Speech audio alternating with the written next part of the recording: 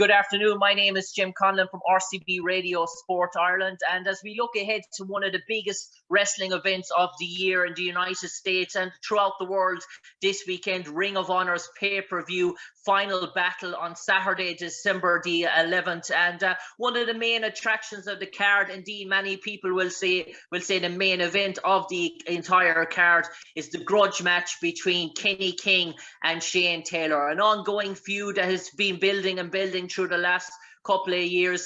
Kenny King, Shane Taylor would have deemed has cost him the world heavyweight title in Ring of Honor. Kenny King, an accomplished wrestler, numerous championship titles won within Ring of Honor and within TNA Impact Wrestling. And Kenny, just starting off, Final Battle is the name of the pay-per-view. And is this really the final battle between yourself and Shane Taylor? Will everything get resolved this weekend one way or another?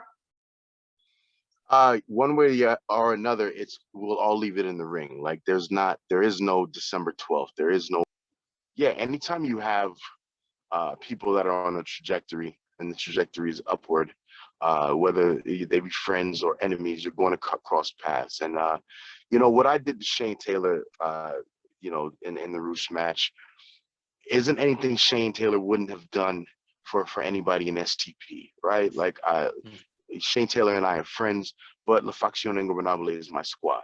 And, that is what it's not this is Boy Scouts where you just sign a piece of paper and, this is a real thing. When you're an Ingobernable, you're an Ingobernable for life. So everything that I did was to protect the interests of my squad. Shane would have done the same. So, as I can understand him being upset, but then, you go off to say things like, stay on your side of the street, I'll be all right. Shane knows I own the damn road, Shane.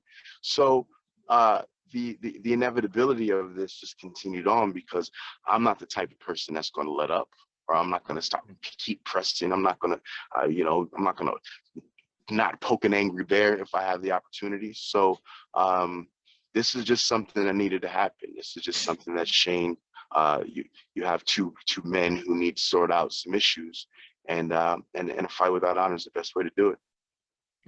I suppose in terms of your own trajectory, Kenny, you were in Rebellion together, yourself, Caprice, Ressus Titus. So there has been a time where Kenny King and Shane Taylor were very, very close in terms of camaraderie, in terms of respect. And is there a time in each wrestler's own career that they have to find their own path and their own identity? And do you feel maybe that Shane Taylor was living a bit in your shadows for a while? I don't know if anybody remembers, but it was Kenny King that left, pulled Shane Taylor up and asked Shane Taylor to join the Rebellion after Keith Lee left him a partner. And Keith Lee went to go to another universe to improve his career, and it was Kenny King that said, "No, Shane, I see something in you. You join the cornerstone of Ring of Honor in terms of the last sort of 20 years as well. So I know it's everything's a bit up in the air and it's pure speculation, but do you feel Kenny King is where Kenny King belongs in Ring of Honor? And for you, would it be very different for Kenny King to no longer to be able to walk through the doors of Ring of Honor? I mean, I've been there a long time. I've wrestled everybody that's come through the doors. I've seen a lot of people come and I've seen a lot of people go. So yeah, I definitely feel like I'm part of the ethos of Ring of Honor history. I feel like it's going to be a very emotional time. Uncertainty is always, it breeds all kinds of different thoughts and different, theories. But the one thing that we do know is that this is going to be the last Ring of Honor show for a while, for now, whatever. So in that, I mean, I just feel like everybody who's a part of this show feels like they have the responsibility of all of those who came before us, the AJ Styles, the Christopher Daniels, the Joes, the Kings of Wrestling, you know what I mean? All of those names and all of that history, I feel like it weighs very heavy on us, and that's why Final Battle is going to be an amazing show because, you know, you Shane and I have a monumental grudge to settle, but you put it on this stage, and now it just becomes something different. So all of the matches, you know, the Briscoes versus OGK would automatically become a great match, but you put it on this stage and it becomes something different. So all of these matches all throughout the show are going to have a high emotional, a high level of pride attached to them, because if this is going to be the end, we're going to go out the right way. And I suppose, Kenny, you've been doing the wrestling industry. I said you've been active in the wrestling industry for all of 19 years since you've come along, entered in Tough Enough and debuted under Al Snow as well. You've had your successes at TNA, Impact Wrestling as sort of such. And in terms of being probably one of the most recognizable names of Ring of Honor yourself, and probably EC3 and Maria Kanellis Bennett, but probably the most three recognizable faces probably all over the world here, especially in Ireland as well, of the sort of franchise. Is it sort of bitter, sort of sweet, sort of memories as well? And for Kenny King, is there many doors open for you going forward?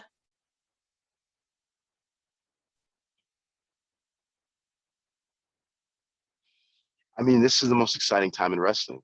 Not only the sharks that are now swimming in the water, you know, you have other companies that are releasing talent, and it's and you know, before COVID, the Indies was on fire. So this is this is definitely going to be a fun next couple of months to see who ends up where. I mean, someone with my experience and my skill set. I mean, I've got opportunities to go, you know, a lot of different places, and we'll just see what works out best for me, and we'll see what is the best fit for Kenny King moving forward. The end of an era, but again, like I said, everybody is going to show. It's going to be such an end that is going to make people wonder why Ring of Honor went away in the first place. And I suppose, Kenny, in terms of a grudge match, I mean, anything really goes in terms of a grudge match. So it's particularly a street fight in many people's eyes. It goes to levels of extremes. It can involve weapons. It can involve to the crowds. It can involve mass sort of hysteria. So those sort of fights that excite you as sort of a wrestler in terms of the unknown going into them, in terms of what lies ahead, not only for you as an entertainer, but for the audience as well. No, I'm not excited for this. I'm a pro wrestler, right? Like, I'm not a death match fighter, but at the end of the day, I'm a fighter, and this is not a situation that requires wrist locks and suplexes, right? This is a fight. This is two men that have an issue, and we're gonna really have to hash it out. So anybody who's ever been in a situation like this, nobody's excited for this. I'm not excited to lick my wounds and to tally what's broken and what's not broken the next day, because it is going to take it it's that level of intensity. We already know where this is going to go.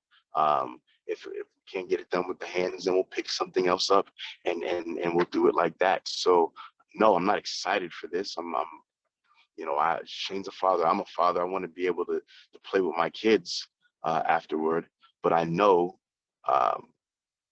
and Shane knows, when you sign up for something like this and you sign a contract and you say, okay, you fight without honor, I know that this person, there's no limits to what this person can do to me, and there's no limits what I can do to this person.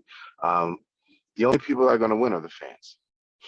No matter win, lose, or draw, this is a match that's going to take time off of Shane Taylor and my career.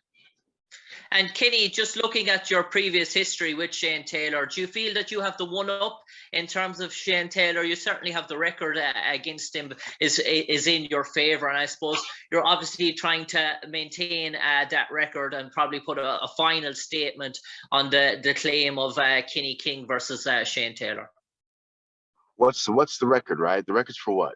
The record is for a company that may or may not continue. So the records don't matter, the titles don't matter. This is just about proving something to Shane.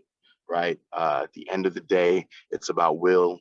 It's about drive, determination, and who's got more. Who's got more of it? Who's willing to go where the other man's not willing to go? A win or a loss in this doesn't move either of us up in the in the rankings. You know what I'm saying? It's not that sort of thing. This is something between Kenny and Shane, and it's just gonna happen to get Mm. broadcast all over And the world.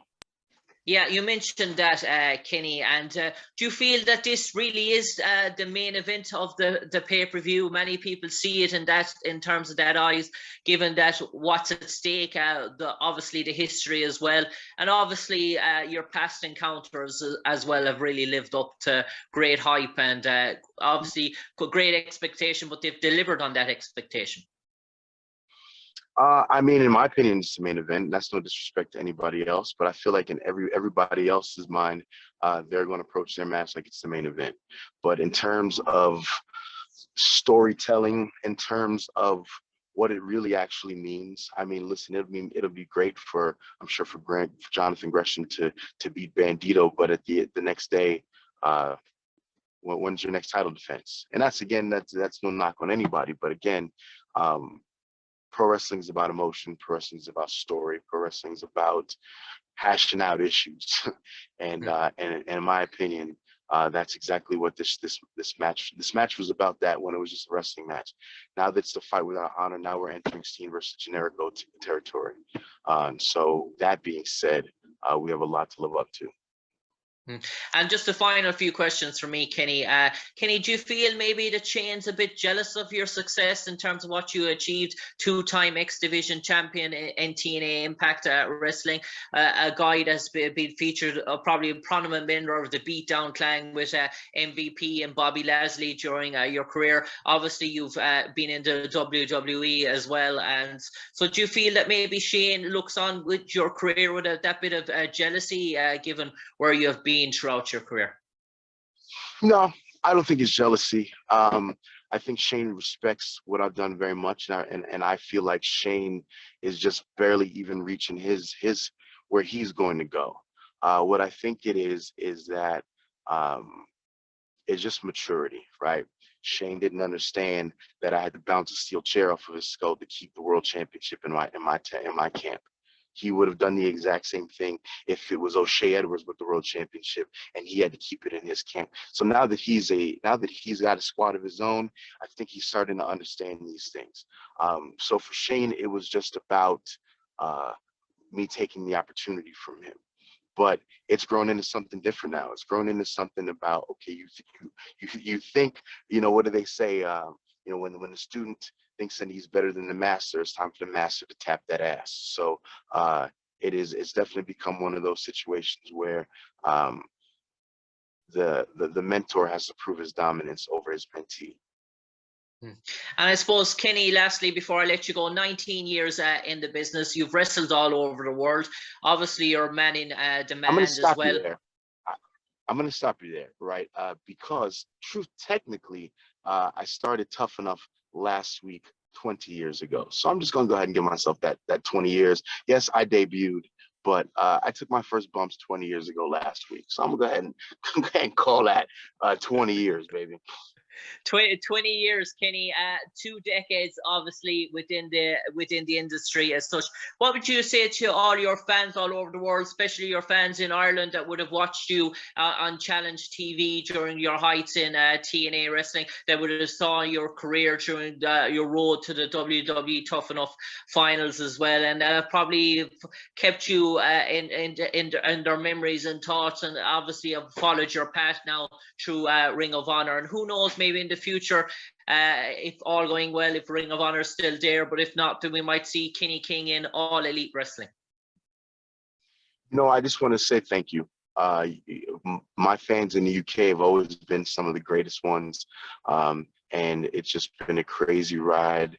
Thank you for all the support during the UK tours. I would get to meet so many of my great fans, and they just tell me so much, things that I don't even remember. So the wrestling fans in the United Kingdom are just, like I said, some of the greatest in the world. And thank you for the support. And keep watching, man, because I'm too good to be done. This is just one, sometimes when they say the end of a chapter is just the beginning of another one. So who knows where the next book, this next chapter starts from. And that concludes our time with Kenny King. Do tune in Saturday, December the 11th, Ring of Honor pay-per-view. Final battle, the Grudge match, Kenny King versus Shane Taylor. And Kenny King, we wish you all the best in terms of that sort of grudge match. As you say, may both of you come out unscathed, and may the best man win. Thank you, sir. Thank you. Just take care, Kenny. All right. Thanks, Jim.